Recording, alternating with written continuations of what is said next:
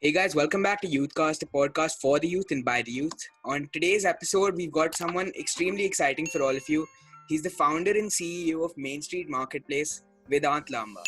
So let's just get right into it. For anyone that doesn't know, who is Vedant Lamba? I have a full name also. It's Vedant. Vedant Lamba is my full name. Apparently, a lot of people don't know this. I think that's cool. I started this company called Main Street. I don't like the term company, business. Business called Main Street a few years ago. We work on bringing street and sneaker culture to India through like a store and a content platform. That's what's up. So how did you get into sneaker culture, like personally? Saw a friend Snapchat story, dude. This was in 2016. I think third quarter 2016. I saw some NMD. I think it was a really cool shoe. I just messaged his friend, I was like, "These shoes are so cool." And he said, "Dude, the NMDs. Everybody here wears like Yeezys." So I was like, I don't want to get something so common. That's what he said. I was like, "Yeah, get me a pair, dude." I wanted some new shoes. I convinced my dad to give me a pair, and the 8,000 bucks he allowed me. I said, "Okay, cool." And I did these NMDs. I Googled NMDs and I saw the OG. I was like, "Bro, can you just get me this like red and blue color? Dude, you crazy? Those are like sold out." And I was like, "What do you mean?" And then he just went to some store. There was some NMDs. There was I love these shoes. And they were 10,000 bucks. So I sorted 2,000 on my own. I said, get it. And he got back 31st December that year. 31st December 2016, New Year's Eve. When I picked them up from him, came the 10,000 cash. I was like, wow, my life has changed. I like shoes, not that into shoes. I think it's cool. But I started finding out. And I found out about how this thing works. And for reference, Samarth is really into sneaker culture. Yajat and I not so much. And like one thing that I personally, I don't know if I'm just to give you some personal insight into it. When I talk about like sneaker culture, so to say, if I tell my parents that I want to get like a shoe for running for like X amount of money, it's like an expensive one, they don't have a problem paying for that at all. But the second I say I want a sneaker just for the hype, or I want something just because it's trendy or hip and it doesn't serve a larger purpose like running or something like that, they're very hesitant towards it. Do you think that Indian mentality in Indian culture, so to say, has proved to be a problem for you running a sneaker business? Dude, that's like first of all, Indian spending mentality is only different, spending culture is different. These things, although they don't serve a higher purpose, yada, but they hold more value than any of these. A running shoe like right out the store is worth nothing. These you can wear, make more money on them, things like that. So it's not really an issue. It's just a gap. It's a lag that we're behind on a trend, and that's normal. It's the same with everything. Same with most tech. We're a developing country. That's how it is. Yes, the spending culture is a thing, but you just need to position it right. It's a very simple challenge to overcome.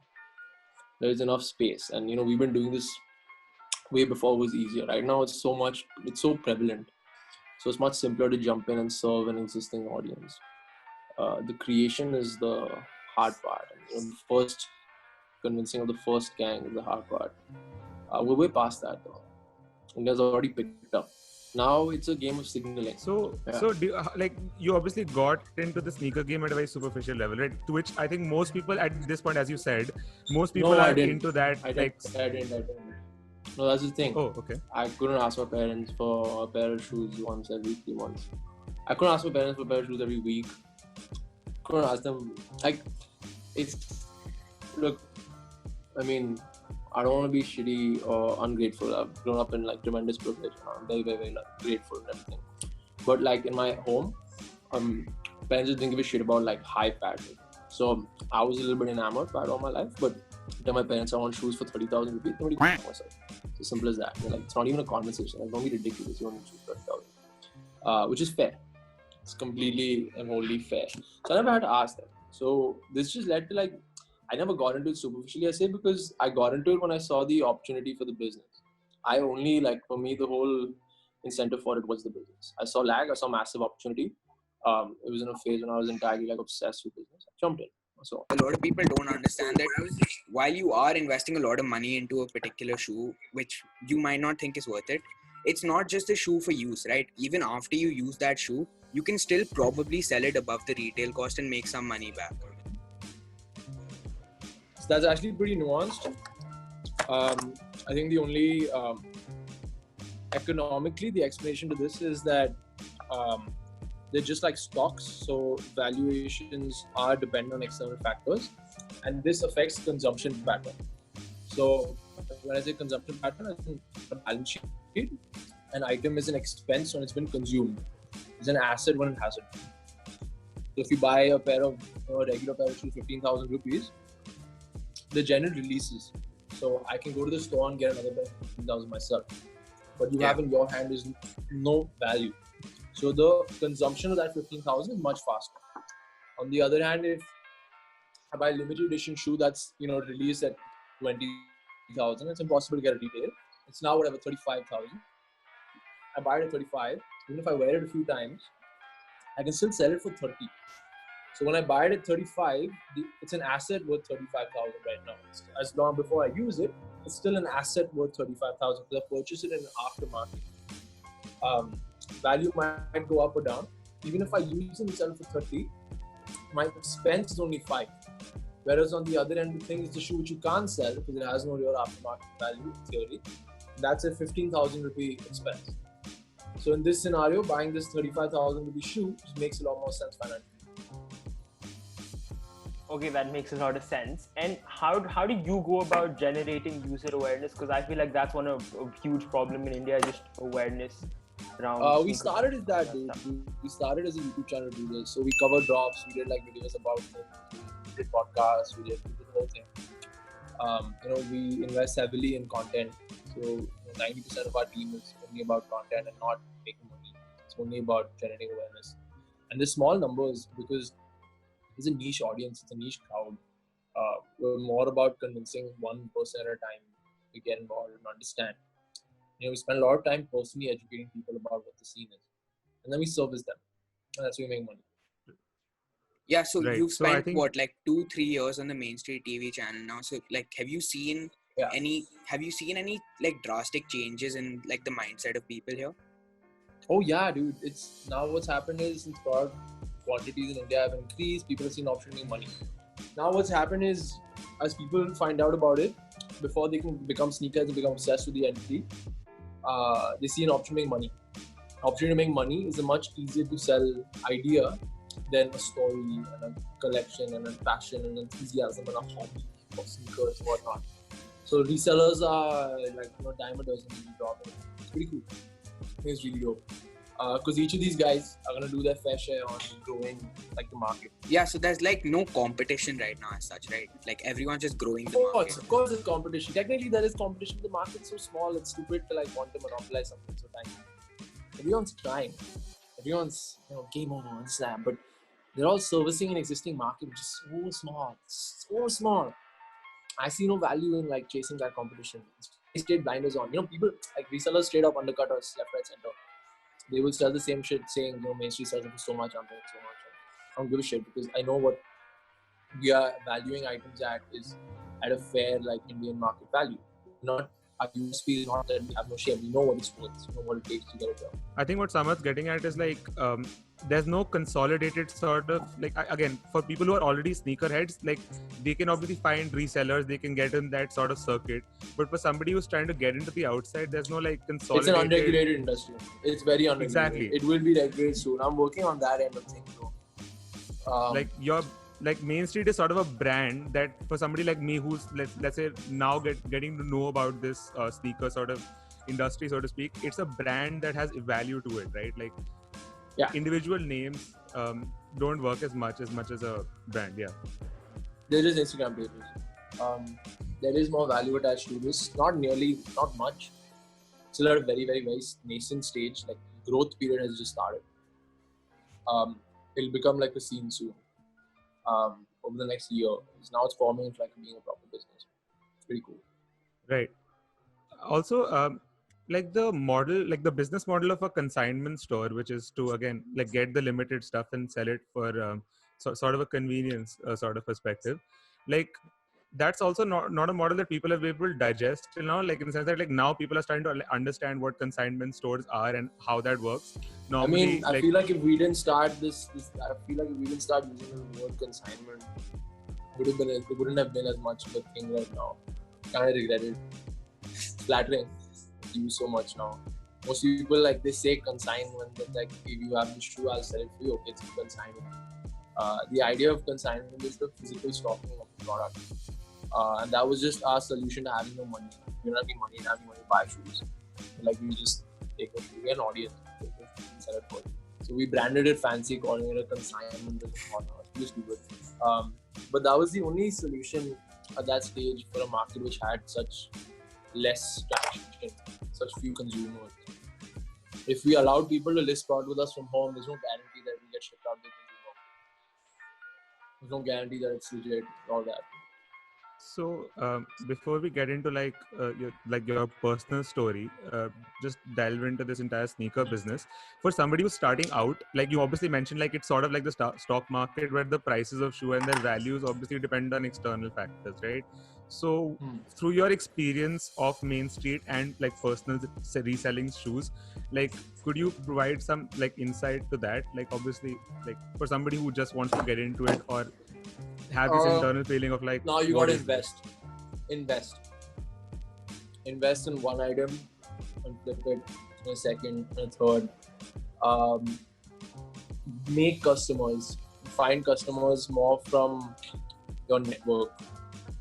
I would recommend more of find fewer customers and service them rather than looking for an existing market that is not there yet. That doesn't make much sense. But I think the most important thing right now is their investment, and then focus on moving specific items. You see a lot more a lot higher strike rate. In terms of when you started out, like if you had to give some advice to yourself at that point in time, what would you It's too much. It's way too much. Didn't know shit. Just didn't know. So much. So I can't even say. There's no one thing that I could tell myself. I don't have no regrets. Yeah. We made so much. So much shit. It's fantastic. But like you're operating like a legit company now, so that's pretty cool. Like a proper business. How do dream come true? Excites. Like when I feel like shit about something not going very well, it's like wow, it's surreal. Like there's people working. Wow. And like you didn't go to college, right? So you didn't have that college experience. Yeah. So do you regret that in any way, or do you just? As days, dude. But not really. Really happy. It was a tough decision. The gap year was a tough decision. I was insecure for my life. I was an insecure kid. I was an insecure person in general. Like socially. So all my friends are gonna graduate before me, and I'm gonna left behind. And it was like temporary, and I just thought about, I've been working towards so much past few years. I should take some time to focus on just making it like a real thing. And I did, and at that time I was working on like around 7-8 different businesses. Starting. 3 moved on to becoming real things. 1, 2 were like working, and then 1 I was like, I'm gonna do this. Like given it's such a conventional path, like what was that conversation like? Like did you approach your parents with it, or like when did that thought begin? It was not a conscious decision. Like I said, it was a gap year. Gap year just went well, and turns out I failed 12th year also. Which is understandable because I didn't go for like my math practical. I woke up and I was like, that was a pivotal moment of my life. And, if you want to be successful, miss your math practical. No, dude, no. Go to college. I definitely recommend college. It's cool. But yeah, it became gap year, and my parents like, bro, at least like pass per grade. It's that much. I was like, yeah, I'll do it. And then just the year went well. And eventually they also stopped giving a shit. Because to their credit, extremely understanding, extremely supportive. And like I said, it's super privileged. And it's not just fiscally, it's like my parents super understanding, always there, anytime I need anything. To my credit, I was fairly independent. So it wasn't pure, just give me this house in Bombay and this store and just give me a bunch of money. I'll do something with it. It was, I did like when I woke up one day, I was like, fuck, so I want to move to Bombay, and I moved to Bombay. I didn't have money for the deposit of the apartment, so that I borrowed from my father. That was like, this is a secure entity. There was a lot of money in one go. I don't want that much. But I said, I'm not going to take money from them for rent. I didn't. And for the first year, it was hard as fuck. Because make sure to make any money. I had 2 partners at the time. There was no money for me. So I had to make my expenses on my own. So I started like this media company. I would do like media services. I didn't know jack shit. I was horrible at it. But like, I went out into the world. I was like, well, I'm a pro at influence marketing, and I can produce some high quality advertisements and this and that. And I'm decent in networking, so I got a little bit of business. And that first year was hard. Paying rent was hard. It was $25,000 a month. That's it. And it was so hard to pay that rent. And luckily for me, my roommate's dad had given the landlord like post-due checks, so I had to pay him. So it took time. It took its time. Very often it was going by the end of the month. It's funny. But I rode through that, and it's great and it's shitty also at the same time that my parents were so supportive, because it was like if I ever needed anything, I could just like call. But then that at the back of your head that if you have a safety net, it allows you to be lazy. Yeah, and I feel like I took that for granted. I didn't use it. Touch wood, I didn't use it, but it allowed me to jump in a lot of risky situations. That, but eventually, I came through it, and I think those are a few things that made me so happy. Yeah, it paid off. Like from the first year to the second year, I moved to another partner, much higher rent, salaries, that. But then it was like all expenses were flowing so smooth, and I had so much more money. It's okay, so like I've watched a few of your podcasts and like interviews with other people and all. And you've mentioned about how you like got in with some of the biggest entities of the Indian sneaker business and the biggest hype piece in India. So, and like they even let you stay at their apartments and all. So how did you penetrate that circle, so to say?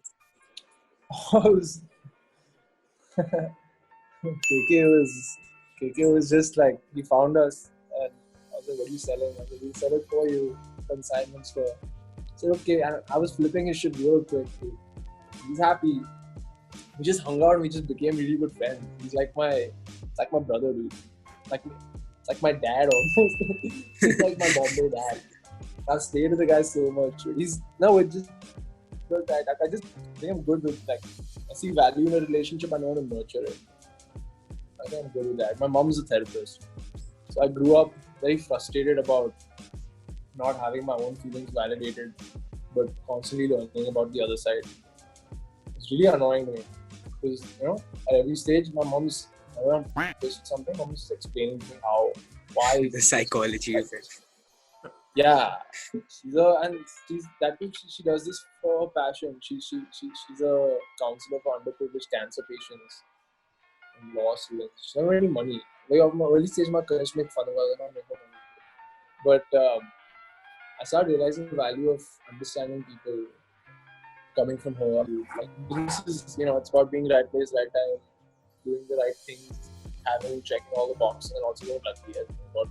So, just rolling it back a bit, like most people, like either it goes from like you have an idea and you realize that you want to make a business out of it, or was it like you already had like I want to start a business and sneakers just happened to be there? That was me since I was like 12 years old. I want to start a business. And left, right, center was, I can bring skateboarding to. I think I was 10 years old. I want to bring skateboarding to India. I want to teach kids and make it like a scene.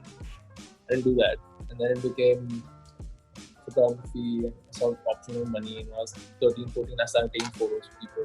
I hired some artists. I can do ads, and I started doing ads for restaurants. And then I've done everything rough, short events where my parents were guests and all this stuff. Then it became, but it was always, think of an idea, how does it become like the biggest thing in the world? Our first like structured entities, close to structure, was an app I wanted to make to completely consolidate the event management industry. was supposed to be called Eventico. I got 8 interns, ran a summer internship program collecting data. I didn't know jack shit about it.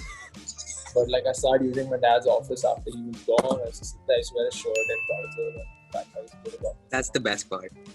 The white car. Yeah. I love that shit. That all that shit enamors me the most. Dude. And then I realized like I really don't know jack shit about this. I texted all the internet guys, I need to figure some shit out. I'll hit you up soon. Started meeting people, asking their advice. And that business I started in there. I'm looking around how many what like this. And sneakers stuck. Sneakers like more between building a personal brand and optimizing my strengths in selling, optimizing my strength in networking and content, and the fun, the money, the potential, the possible scale, how it's so early in India. Just like it just hit, just clicked. That business model all formed very organic.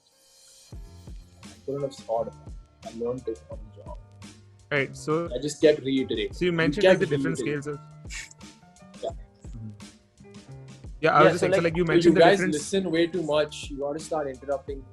So I don't know when. Just you speak with such like a tone of wisdom. Yeah, it's like you're just sitting there and you're like, no, I'm not even kidding right now. Dude, I've spent so much time it sounds like in my head and listening to other people talk. It's like when I can speak, I'm just like reiterating so many smart people. It's none of I just wanted to ask, like you mentioned the different scales of like, let's say you start, like you buy a shoe, you flip it once, then you became like a proper resale, you like it becomes like a proper side hustle, and then you start your own business. All of these require some sort of different level of skill sets, right? Like reselling your own thing is one thing, but then managing a business and all of that stuff. So like, did that skill set, did you feel like that was something inherent, or like you had to learn from your mistakes? Like, just up so much shit, dude. You have no idea how much you up. This is a standard pattern. I have no idea how it's still standing. So much up at the start. So much. With Main Street or with your other two businesses? Everything. I had a store. We had India's first physical sneaker resale store. We didn't have an accounting system. Didn't have a store manager. Didn't have the hustle to go to the store every day. Just didn't know how that shit works. I don't even know what I was doing. I had no idea. And these things I could have learned in like 15 minutes now to think about, like, why didn't I do this? Like, dude, our store didn't have a sign for like a month and a half. Why not? No idea. Our accounting was this little pouch I had which had cash. So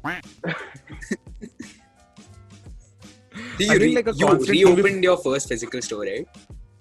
But like then Bombay, COVID came in. I was about to open for my 21st birthday with like this crazy ass launch campaign we had set, and for the first time in my life I was like, wow, I'm prepared. Then the world was like, no. I was like, all I need is for the world to not end.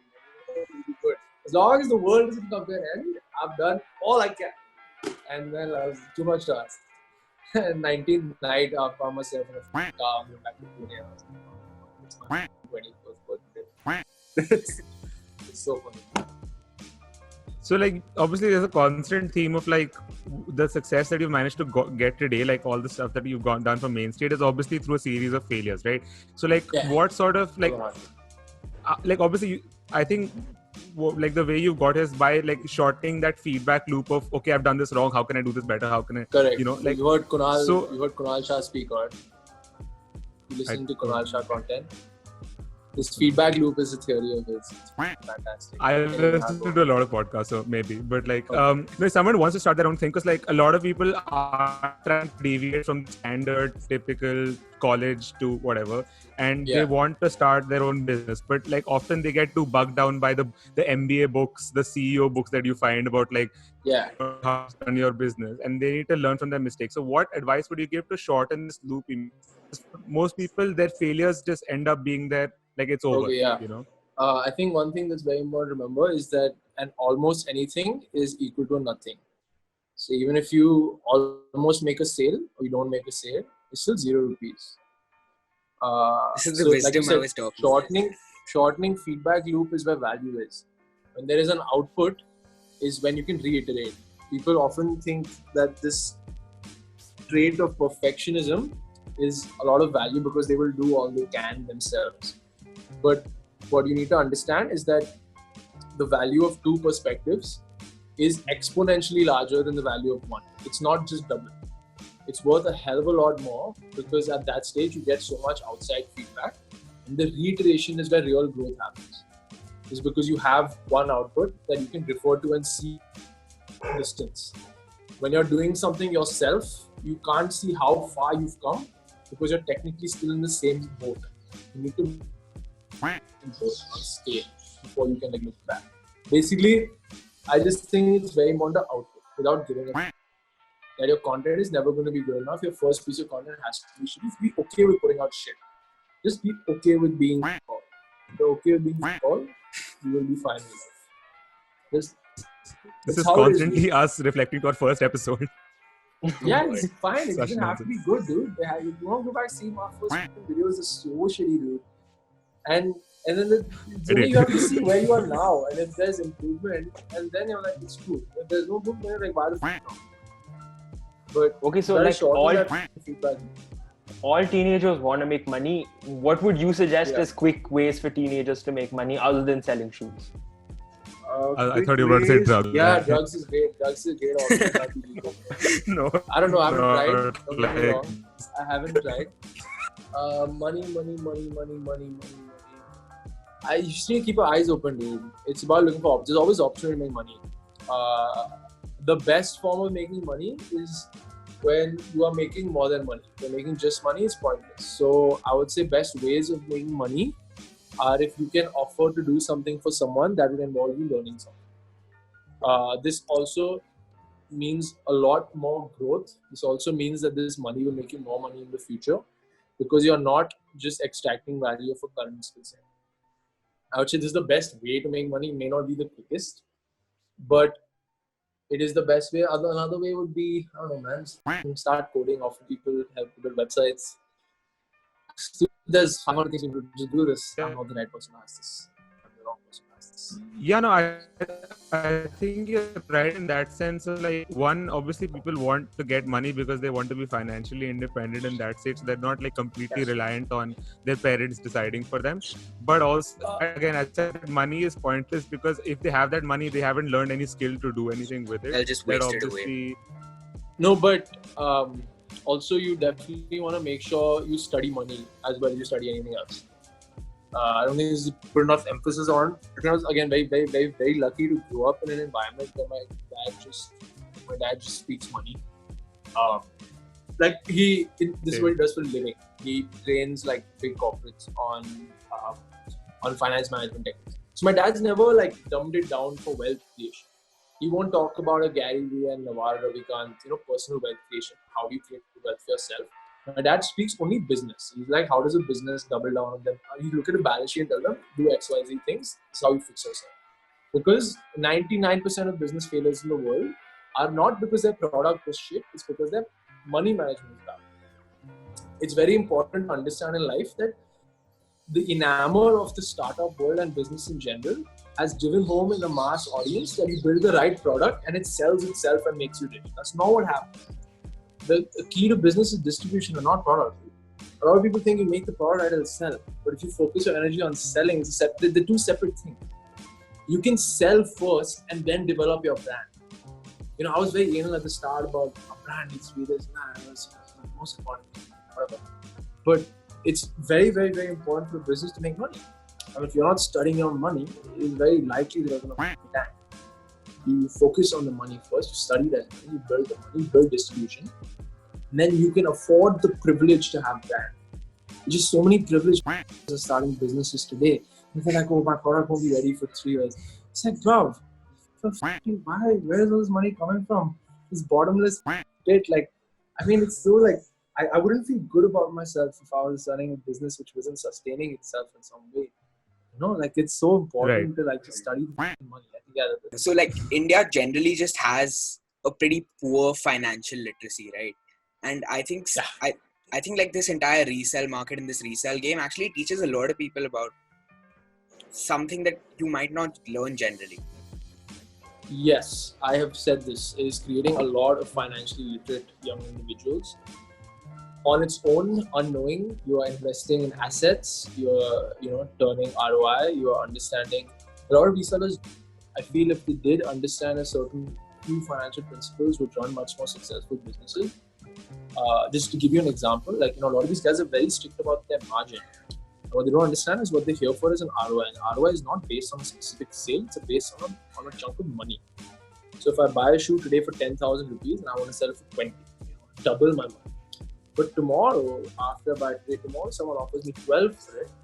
That's just a 20% ROI in a day. I can take 12 and sell for 14, and take 14 sell for 16. Instead, if I wait a month to sell for 20, the same month I could have flipped 30 shoes. My sales would be not 20,000, but they would be whatever the number is, like 3 lakhs in the same period, making that much more money. And I feel like so many people miss out on this opportunities because they're strict about, I bought this shoe, I have to make this much on it. And if you just take decisions knowing what's up, you could just do that much better long term. Yeah, so before we wrap up, what can you tell us about like your future plans with Main Street and everything? I have no idea, dude. I'm more shit out, make more mistakes. That's what you want a business owner to tell you. Yeah, I just want to make this like a big thing. I want to make a lot of money. Buy a plane. Buy a plane. Yeah, just buy a plane. I want to buy an elephant sanctuary in Thailand. So I felt bad about how people they're making money off these animals. I'm very passionate about animals and shit. This idea was, okay, let's make a lot of money, let's buy the place, let's hire the people so they're finding what they need to live. I want to buy a hotel chain, holiday and hotel chain. I think we could just do a separate podcast about what you want. That's the future plans. It's pretty stupid. I want to do all the stupid shit before I'm 30, and then I can jump into like real impactful business. So ignore everything he said about money management. Just listen to this. Buy elephant sanctuary in Thailand. I mean, once you have a lot of money, I want to build this into a big business and sell it. That's all. I think we're creating a lot of value for a third-party entity to either buy or then we'll expand internationally. So this I'm is not not going to stop at running an Indian scene. See, the thing is, I want to keep moving. Right. So this is not like your only business. You want my only business right now. No, I shut everything else down. It's all I'm doing.